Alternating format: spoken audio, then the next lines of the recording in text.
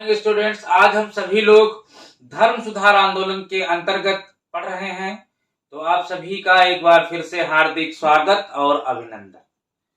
तो धर्म सुधार आंदोलन के अंतर्गत आज हम लोग कुछ धर्म सुधार आंदोलन के जो प्रणेता थे उनके बारे में बात करेंगे और उससे जुड़े हुए कुछ अन्य व्यक्तियों के बारे में बात करेंगे। तो हमने देखा कि जो धर्म सुधार आंदोलन के प्रणेता थे मार्टिन लूथर, जिनका जन्म जर्मनी में हुआ और उन्होंने जो है धर्म सुधार आंदोलन चलाया।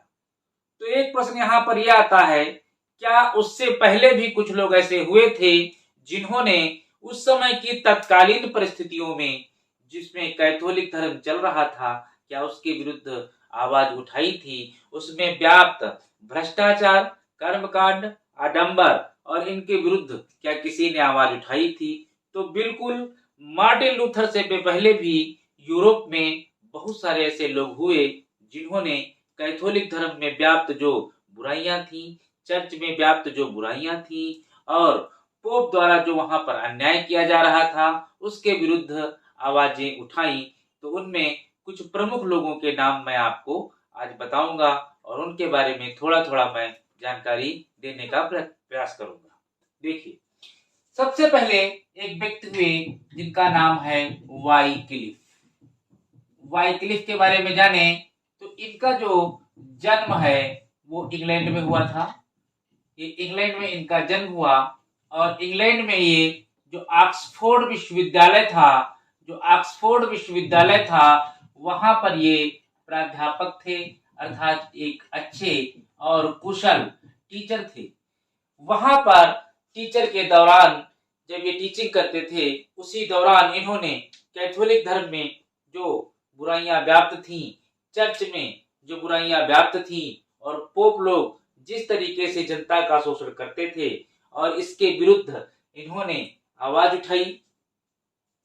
उठाई और इसके बाद इन्होंने वहां के जो राजा थे उन राजा को ये सूचित किया कि आप अगर एक अच्छा धर्म स्थापित करना चाहते हैं, एक अनुशासित धर्म स्थापित करना चाहते हैं, तो चर्च में जितनी भी संपत्ति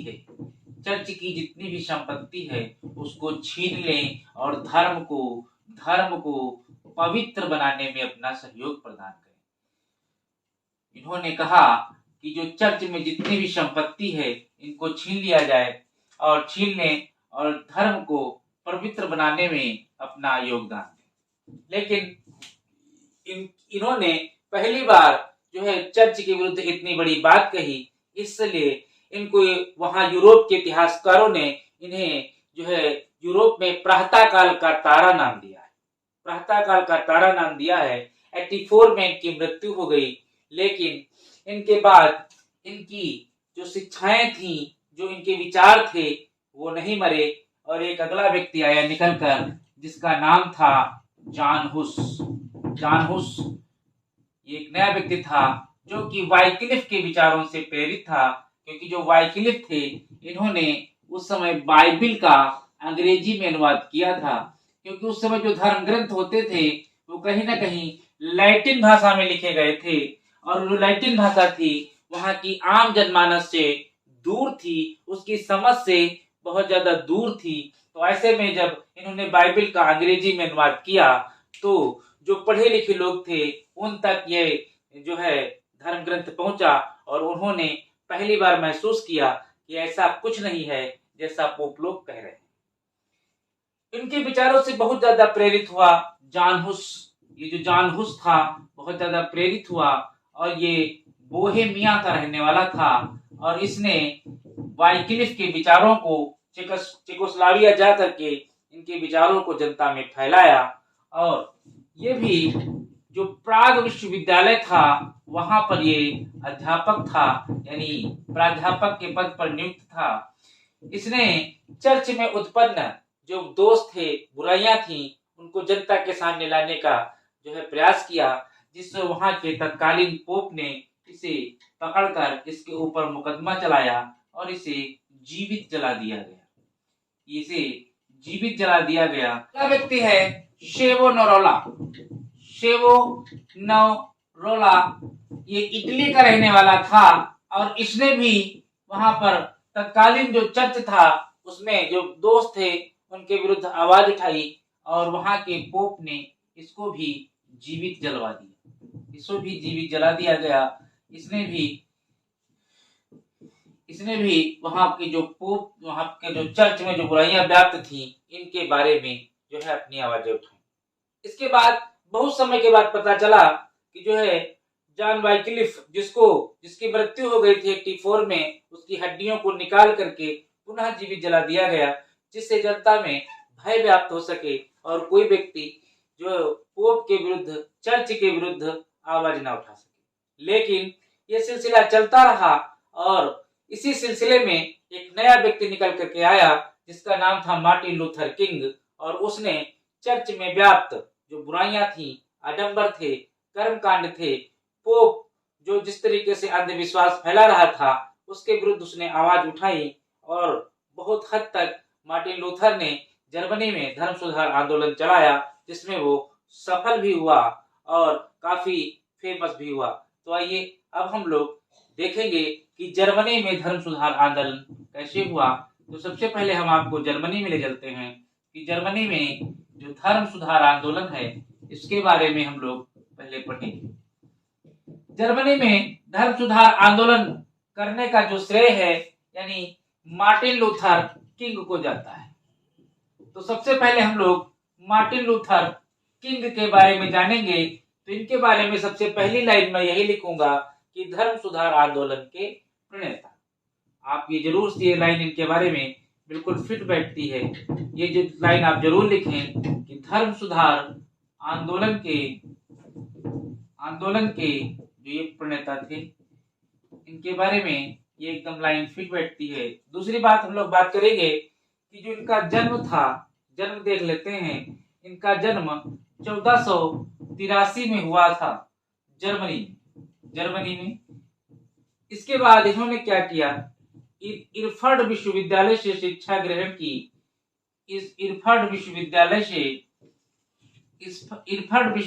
से इन्होंने शिक्षा ग्रहण की, क्योंकि जो इनके पिता थे उनकी जो तमन्ना थी कि जो मार्टिन लूथर है ये कानून की पढ़ाई करें, यानी एक बहुत ही अच्छे वकील बने। लेकिन विधि को कुछ और मंजूर था। जब इन्होंने ग्रेजुएशन कंप्लीट किया तो ग्रेजुएशन कंप्लीट करने के बाद ये जो विटनबर्ग विश्वविद्यालय में ये धर्म व दर्शन के प्राध्यापक नियुक्त हुए। धर्म व दर्शन के जो थे प्राध्यापक ये नियुक्त हुए वहीं पर विटनबर्ग विश्वविद्यालय में। और इसी दौरान इन्होंने जो धर्म में बुराइयां व्याप्त थी, जो कुरीतियां व्याप्त थी, जो आडंबर व्याप्त था, उसके बारे में इन्होंने गहन अध्ययन किया और वहीं से इनका जो है उनके विरुद्ध आवाज उठाने का मन हुआ। लेकिन प्रारंभिक स्तर पर अगर हम बात करें तो जो मार्टिन लूथर किंग था, मार्टिन लूथर किंग ये कैथोलिक धर्म का बहुत बड़ा अनुयायी था। पोप और चर्च की बहुत ही इज्जत करता था। लेकिन 1511 में इसे रोम जाने का अवसर प्राप्त हुआ और ये रोम जाने का जब इसे अवसर प्राप्त हुआ तो ये रोम जाने के लिए बहुत ही इच्छुक था, क्योंकि ये पोप को और कैथोलिक धर्म को, बिशप को, पादरियों को बहुत नजदीक से देखना चाहता था। ये इसकी जो तीव्र इच्छा थी, एक लालसा थी। इसी क्रम में जो मार्टिन लूथर 1511 में इसे रोम जाने का अवसर प्राप्त हुआ और ये रोम गया। जब ये रोम गया खुशी खुशी, तो वहां पर इसने क्या देखा कि जो पोप है वो विलासिता में डूबे हुए हैं, पादरी जो हैं वो भी धन, वैभव और ऐश्वर्य में डूबे हुए हैं। और यह देखकर इसको बड़ा ही अपार कष्ट हुआ और इसने कहा कि जो ईसाई धर्म है जितना ही रोम के निकट है उतना ही दुखद है। ये लाइनें इसने कही कि ईसाई धर्म जितना रोम के निकट है उतना ही दुखद है, क्योंकि जो इसने सोचा था वो इसको नहीं मिला। इसने जब वहां पर ये गया, इसने देखा कि जो पोप हैं वो कहीं ना कहीं विलासितापूर्ण जीवन जी रहे हैं, जनता की उपेक्षा कर रहे हैं, धर्म को इन्होंने व्यापार का अड्डा बना दिया है और इन सब बातों से ये बहुत ही दुखी हुआ और दुखी होने के बाद ये वापस चला आया। उसी समय क्या हुआ कि 1517 में जो टेटजल था, एक टेटजल नाम का पादरी था, वो क्षमा पत्रों को बेचने के लिए विटनबर्ग पहुंचा। वही विटनबर्ग जहां पर मार्टिन लूथर था। टेटजल ने वहां पर क्षमा पत्रों को बेचना शुरू किया और कहा, वहां की जनता से कहा कि जब जो तुमने पाप किए हैं उसके लिए तुम क्षमा पत्र खरीद लो, क्योंकि जो इन क्षमा पत्रों के बदले जो तुम पैसा दोगे उसकी जो खनक होगी, वो खनक से जो स्वर्ग के रास्ते हैं वो खुल जाएंगे और तुम्हारे पाप जो है वो कट जाएंगे। इसी के साथ टेटजल ने यह भी कहा कि अगर भविष्य में तुम कोई पाप करना चाहते हो तो उसके लिए भी क्षमा पत्र पहले से ही खरीद लो, ताकि भविष्य में कोई तुम पाप करो तो तुम्हें माफी लेने में सरलता प्राप्त हो सके या वो स्वतः माफ हो जाए। मार्टिन लूथर ने टेटजल के द्वारा बेचे गए क्षमा पत्रों का विरोध किया और वहां की जनता को समझाया कि जो है क्षमा पत्र खरीदने से पाप नहीं कटते हैं। पाप अगर कटते हैं तो ईश्वर की भक्ति करने से कटते हैं, ईश्वर से क्षमा मांगने पर कटते हैं, ईश्वर के प्रति क्षमाशीलता दिखाने से कटते हैं, ना कि जो है क्षमा पत्र खरीदने से कटते हैं। इसके लिए मार्टिन लूथर ने क्या किया, मार्टिन लूथर ने 95 बातें लिखी, 95 बातें एक पेज पर लिखी, 95 लाइनें लिखी, जिनको 95 थीसिस के नाम से जाना जाता है। और इनको लिख करके मार्टिन लूथर ने विटनबर्ग के गिरजाघर पर के गेट पर इनको चिपका दिया, ताकि वहां पर आते जाते हुए लोग इन 95 थीसिस को पढ़ें। देखिए उन 95 थीसिस में जो है मार्टिन लूथर ने कुछ बातें जो लिखी हैं मैं उनको यहाँ पर लिखने जा रहा हूँ, जो मार्टिन लूथर के द्वारा बताई गई वहां की जनता को, जिसमें मार्टिन लूथर ने कहा कि जो कैथोलिक धर्म है उसके अंदर जो बुराइयां हैं, जो आडंबर हैं, जो कर्मकांड हैं, इनका उसने खुलकर विरोध किया और अपनी कुछ महत्वपूर्ण बातें जनता तक पहुंचाने का प्रयास किया। तो ये बातें क्या हैं उनके बारे में हम लोग देखें। मार्टिन लूथर ने जो 95 थीसिस लिखा उनमें कुछ बातें थी, आइए उन कुछ बातों को हम जानें। पहली बात में उन्होंने कहा कि जो पोप है या जो चर्च है ये सर्वशक्तिशाली नहीं है। अगर सर्वशक्तिशाली कोई चीज है तो वो बाइबिल है। यानी इन्होंने मार्टिन लूथर ने कहा कि आपको अगर सर्वोच्चता अगर देनी है, यानी सर्वोच्च किसी चीज को समझना है, तो आप पोप या चर्च को सर्वोच्च न समझें, बाइबिल को सर्वोच्च समझें। दूसरी बात इसने कहा कि अगर आपने कोई अपराध किया है तो अपराधों के लिए क्षमा पत्र आपको खरीदने की जरूरत नहीं है। आप क्षमा पत्र खरीदे ना, बल्कि आप ईश्वर के पास जाएं और अपनी भक्ति के द्वारा जो है अपराध स्वीकार करें और ईश्वर से क्षमाशीलता की प्रार्थना करें। इसने कहा कि जो ईश्वर है वो बहुत ही दयालु है और वो आपको क्षमा कर देगा जब आप उसके पास जाओगे और अपनी बातों को कहोगे, क्योंकि क्षमा पत्र खरीदने से आपके कष्ट नहीं दूर होंगे। कष्ट दूर होंगे जब आप अपनी भक्ति के द्वारा ईश्वर से अपनी बातों को कहोगे और क्षमाशीलता रखोगे। तीसरी बात इसने कही कि जो पोप का जो चर्च है, जो पोप का यानी जो रोम का पोप है, यानी जहां पर जो रोम का पोप है, यानी जहां पर रोम का जो चर्च है, पोप है और जो चर्च है, इसको समाप्त करके एक राष्ट्रीय चर्च की स्थापना की जाए, एक राष्ट्रीय चर्च की स्थापना की जाए। इसने कहा कि जो रोम का जो चर्च है ये एक भ्रष्टाचार यानी भ्रष्टता का, विलासिता का एक अड्डा बन चुका है। ऐसे चर्च को समाप्त करके एक राष्ट्रीय चर्च की जरूरत है और वो राष्ट्रीय चर्च जो है वो स्थापित किया जाए।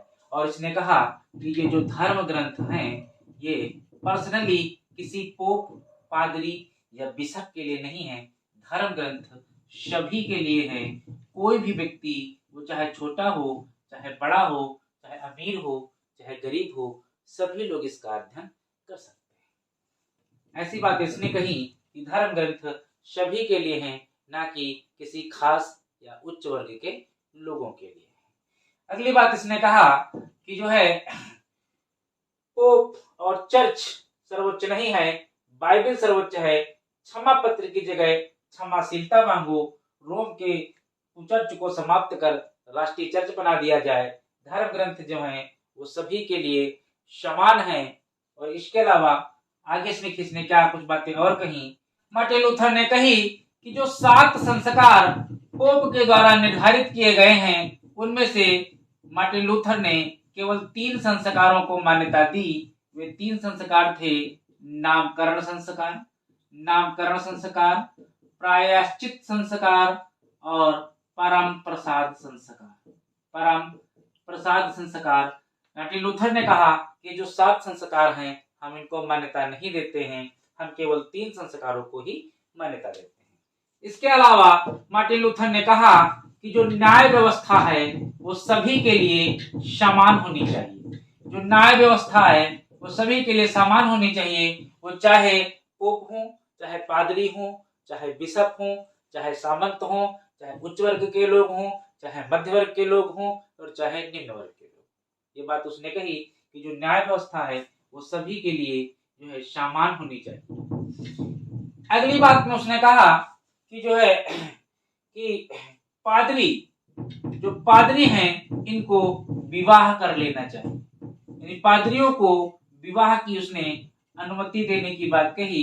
इससे कहा कि अगर पादरी लोग विवाह कर लेंगे तो इससे क्या होगा कि चर्च में जो भ्रष्टाचार व्याप्त है वो समाप्त हो जाएगा। अगली बात में इसने कहा कि जो चर्च में पोप लोग होते हैं वो जनता के समक्ष अपनी अलौकिक शक्तियों का और चमत्कारों का प्रदर्शन करते हैं, जनता को चमत्कार दिखाने का प्रयास करते हैं। तो ऐसा कुछ नहीं है। यानी मार्टिन लूथर ने चर्च का जो चमत्कार था उसको मानने से इनकार कर दिया। मार्टिन लूथर ने चर्च में चमत्कार होते हैं इसको मानने से उसने इनकार कर दिया। पोप चमत्कार करते हैं इसको भी मानने से मार्टिन लूथर ने जो है इनकार कर दिया। ऐसे ही लूथर ने 95 थीसिस जनता के सामने प्रस्तुत किए और टेडरिक द्वारा बेचे गए क्षमा पत्रों का विरोध किया। इससे जो वहां का पोप था, पोप लियो 10 वो अत्यंत ही क्रोधित हो गया और उसने मार्टिन लूथर के विरुद्ध कार्रवाई करने का विचार किया। तो अब ये देखें कि लूथर के विरुद्ध पोप की कार्रवाई।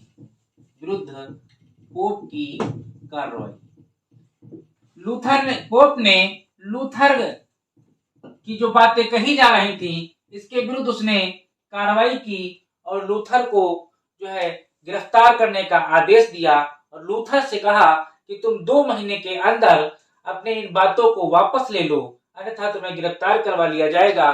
जब लूथर ने अपनी बातों को वापस लेने से इनकार कर दिया तो पोप लियो 10 जो था उसने लूथर के विरुद्ध गिरफ्तारी का आदेश जारी किया और उसके द्वारा लिखी गई पुस्तकों को प्रतिबंधित करवा दिया। गिरफ्तारी से बचने के लिए जो लूथर था वो सैक्सनी चला गया और उस समय यहाँ के जो शासक थे वो फ्रेडरिक थे और फ्रेडरिक ने मार्टिन लूथर को आश्रय प्रदान किया। इस प्रकार मार्टिन लूथर की जान बच पाई, वरना पूर्व में हमने देखा कि बहुत सारे धर्म सुधारक जो थे जिनका कोई संरक्षक नहीं था उनको कहीं न कहीं मृत्यु के घाट उतार दिया गया या उनको जिंदा जीवित जला दिया। लेकिन अभी यहाँ पर ऐसा नहीं हो रहा है क्योंकि जो लूथर है वो सैक्सनी पहुंच गया और उसने वहां के जो राजा थे फ्रेडरिक उन्होंने लूथर को संरक्षण प्रदान किया। इसी संरक्षण के दौरान यानी यहाँ पर लूथर पूरे 1 वर्ष रहा और यहीं पर इसने जो बाइबिल का जर्मन भाषा में अनुवाद किया, यानी मातृभाषा में इसने बाइबिल का अनुवाद किया।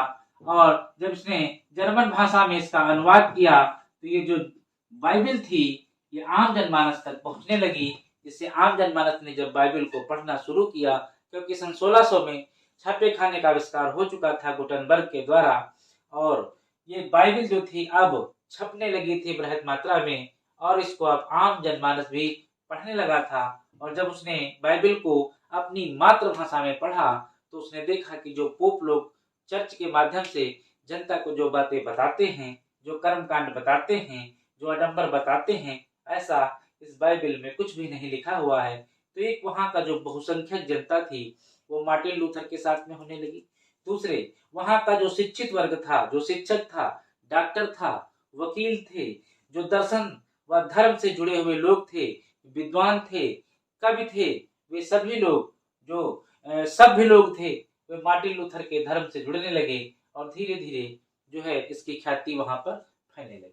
जब धीरे धीरे ख्याति फैलने लगी तो वहां के जो राजा थे जिनका नाम था चार्ल्स पंचम, चार्ल्स पंचम जो कि कैथोलिक धर्म का अनुयायी था और पोप का बहुत बड़ा समर्थक था, उसने इस समस्या का हल निकालने के लिए एक वर्ष की सभा का आयोजन किया। वर्ष की सभा का इसने आयोजन किया और इस सभा में इसने मार्टिन लूथर को बुलाया और मार्टिन लूथर से समझौते की बात की। इसने मार्टिन लूथर से कहा कि जो बातें तुमने कही हैं उनको वापस ले लो और पुनः जो है कैथोलिक धर्म ज्वाइन कर लीजिए और उसे ग्रहण कर लीजिए और शुद्ध जीवन जीजिए।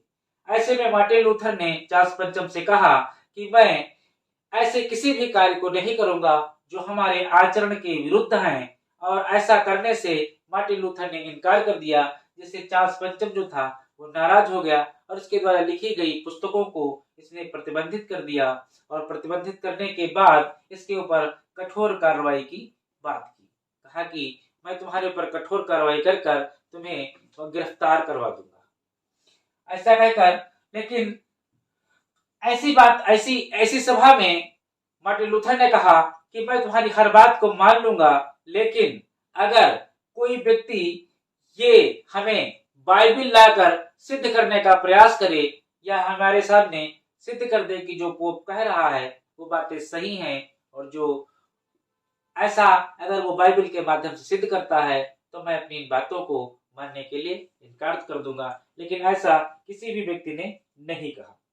इसके बाद मार्टिन लूथर वहां से चला गया और मार्टिन लूथर को एक अल्टीमेटम चार्ल्स पंचम के द्वारा दिया गया कि इस समय के अंतर्गत तुमको इस धर्म को छोड़कर जो है अपना धर्म ले लेना है। इसके बाद प्रोटेस्टेंट धर्म का उदय। देखिए किस तरीके से प्रोटेस्टेंट धर्म का उदय हुआ, आइए हम लोग इस पर चर्चा करें। कैथोलिक धर्म में वास्तव में कुछ बुराइयां थी, क्योंकि एक बहुत बड़ा जनसमूह जो था वो कहीं ना कहीं लूथर के आसपास हो गया था। तो जो कैथोलिक धर्म के जो लोग थे उन्होंने 1526 में स्पीयर में एक सभा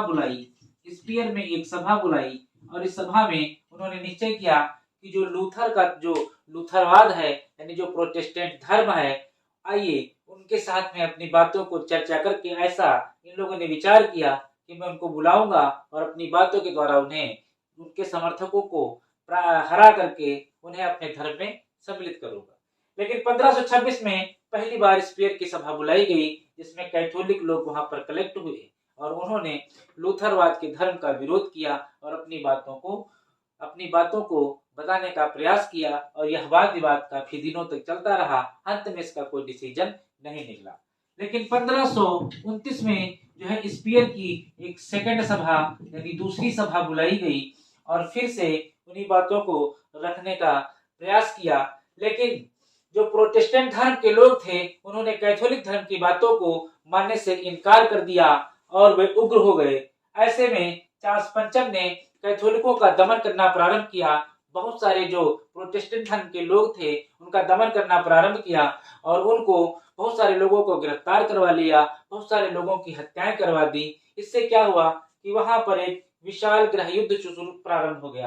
यानी 1530 में वहां पर एक बहुत बड़ी सभा हुई और उस सभा के द्वारा जो प्रोटेस्टेंट धर्म था उसको जो है प्रोटेस्टेंट धर्म कंप्लीट रूप से उभर कर सामने आ गया और बहुत सारे लोग ने जो है एक नया नाम दिया प्रोटेस्टेंट धर्म, और वो लूथर के इस संप्रदाय के साथ में हो गए।